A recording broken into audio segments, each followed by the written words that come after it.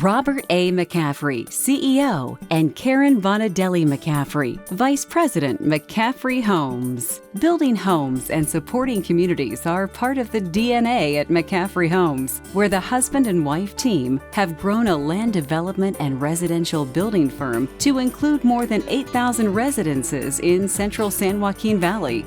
I actually knew from the beginning, I love this business, this industry, and I wanted to be a part of it. I'm a daughter of a home builder, John Bonadelle, and he built Bonadelle Homes. My dad would take us as children, and he would bring us out to the communities, and he would share with us his dreams and his visions.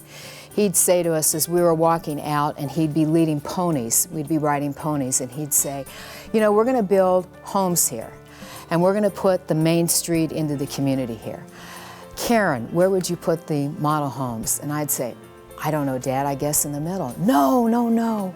You need visibility. You'd put them up against the main street. Never forget that, visibility. I've remembered it all my life.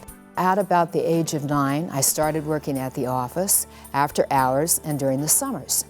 I would first began assisting the receptionist and answering the phones. It was a real switchboard. Think Lily Tomlin. And by the time I went away to college, I had worked in the various departments and had a pretty good overview of the business and the different areas. Bob's strong work ethic and sense of determination started at an early age, working on his family's farm in Bakersfield, California. My mom was a school teacher, and my dad worked for Kern County. They didn't have a lot of money, so what I had to do was I had to work for a living. And growing up on the farm taught me how to not be afraid of any jobs, not be afraid of long hours, and not be afraid of hard work. Some of the jobs that I did, to name just a few, and I did a lot of them, was I picked cotton. Back in those days, it was before the cotton picker machine, and you'd have that big old 10-foot long sock, and you'd walk down the rows and you'd fill that sock up full of cotton, and you had to fill it up before you could dump it into the trailer. I hoed the weeds in the cotton rows. I tended to the siphon pipes in the ditches at night to water the cotton rows, and then in those same ditches where I tended to the siphon pipes at night, I could go in those ditches and hunt for crawdads, which was the poor boy's lobster. So I'd say I had a good time growing up on the farm. Karen sees herself as a symbol of her father's legacy, driven to building more than houses, but homes. She takes pride in creating a neighborhood where dreams are possible. My childhood was filled with grand openings of communities. My dad brought in the Three Stooges, and nearly 15,000 people attended. Those early events were exciting, and they were certainly memorable. And of course, no vacation was complete unless we visited model homes. I've always been very grateful to him, giving me the understanding how wonderful it is to build the American dream. Karen and Bob have enriched the community through their service as trustees for such charitable organizations as Children's Hospital of Central California, Fresno State University, Habitat for Humanity, and local sports programs like the McCaffrey Classic Basketball Tournament. My parents always wanted me to get a Catholic education, and so they sent me to Garces Memorial High in Bakersfield.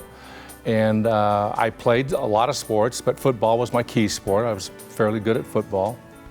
And one day I had a USC coach knock on the door and offered me a full ride scholarship to the University of Southern California. Well, fast forward, in my junior year of spring ball at USC, I'm in the famous 901 Club. And anybody who knows anything about USC back in the 60s and 70s knows all about the 901 Club. Literally, it could have been the bar out of the Star Wars movie. And in walks this beautiful lady. And my teammate knew her. He had her in a class. And he introduced us. When I saw him, I thought, nice t-shirt.